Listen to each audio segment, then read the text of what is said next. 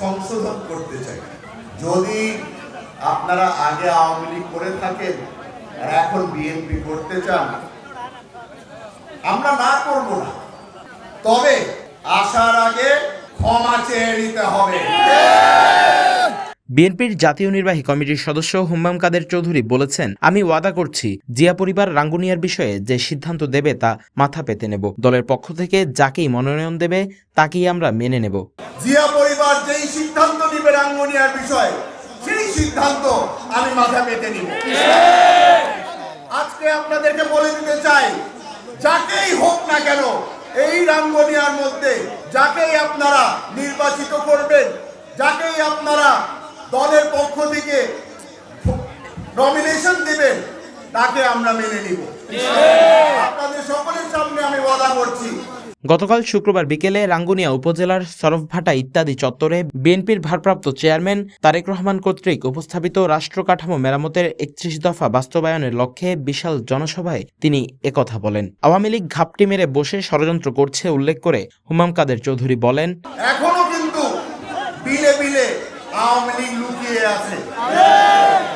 এখনো তারা বসে বসে ষড়যন্ত্র করছে বাংলাদেশ জাতীয়তাবাদী দলকে কিভাবে দুর্বল করা যায়। এই ষড়যন্ত্রের মধ্যে আমাদের কিছু নেতা কর্মীরাও তাদের মধ্যে পা দিয়ে দিয়েছে। এই দলকে দুর্বল করার জন্য তারা এই গ্রুপিং সৃষ্টি করেছে।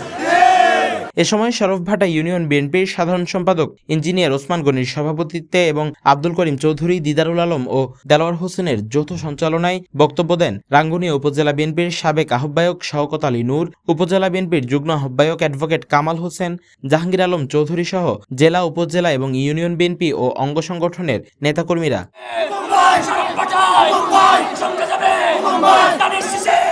বিএনপিতে চাঁদাবাজদের ঠাঁই নেই উল্লেখ করে হুম্মাম কাদের চৌধুরী আরো বলেন, বাংলাদেশ জাতীয়তাবাদী দলের নাম বানিয়ে অনেকে এখনো আপনাদের থেকে চাঁদা দাবি করছে। আপনাদেরকে আশ্বস্ত করতে চাই, আমাদের ভারপ্রাপ্ত চেয়ারম্যান তারেক রহমান সাহেবের আদেশ, আমাদের দলের নাম ভাঙিয়ে যদি কেউ এই ধরনের কাজের সাথে জড়িত থাকে তাদের বিরুদ্ধে অ্যাকশন নেওয়ার জন্য তারা কোনো সময় দুবার চিন্তা করবে না। আওয়ামী লীগের অনেকেই এখন বিএনপি করতে চাচ্ছে। আমাদের মুসলমান হিসেবে দায়িত্ব তাদের মাফ করা, তবে আসার আগে ক্ষমা চেয়ে নিতে হবে বলে জানান তিনি। মুসলমান হিসাবে আমাদের একটা দায়িত্ব পালন করতে হবে, সেটা হচ্ছে গিয়ে মানুষকে মাফ করে দেওয়া। তবে এখানে আমি একটা ছোট্ট সংশোধন করতে চাই।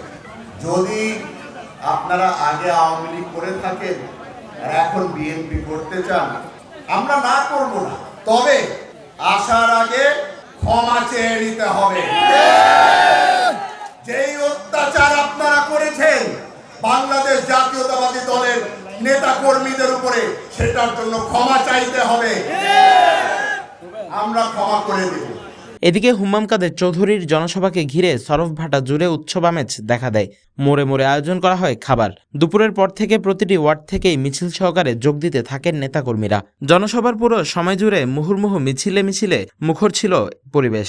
এই গণজোয়ার এবং গ্রুপিং পরিহার করার আহ্বান বিএনপির রাজনীতির জন্য ইতিবাচক পরিবর্তন বয়ে আনবে বলে মনে করছেন সচেতন মহল।